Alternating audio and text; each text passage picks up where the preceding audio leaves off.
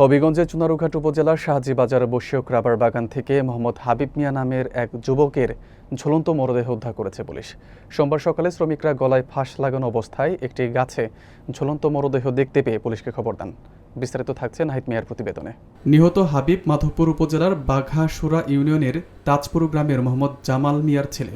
প্রত্যক্ষদর্শীরা জানান, প্রতিদিনের মতো শ্রমিকরা সকালে কাজে গেলে এক পর্যায়ে এক শ্রমিক মরদেহটি দেখতে পায়। পরে বিষয়টি স্থানীয় পুলিশ ও নিহতের পরিবারকে জানানো হয়। নিহতের পরিবারের দাবি, এটি আত্মহত্যা নয়, হাবিবকে পরিকল্পিতভাবে হত্যা করে মরদেহ গাছে ঝুলিয়ে রাখা হয়েছে। তবে কারা এই ঘটনার সঙ্গে জড়িত সেই বিষয়ে তারা নিশ্চিত না হলেও ঘটনাটি একটি ষড়যন্ত্রের অংশ বলেই তারা দাবি করেন। চুনারুঘাট থানা ওসি শফিকুর রহমান জানায়, মরদেহ উদ্ধার করে ময়নাতদন্তের জন্য হবিগঞ্জ সদর হাসপাতাল মর্গে পাঠানো হয়েছে।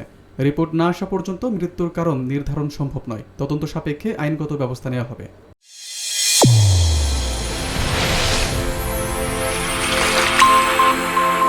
চ্যানেল A1 হৃদয়ের স্পন্দন।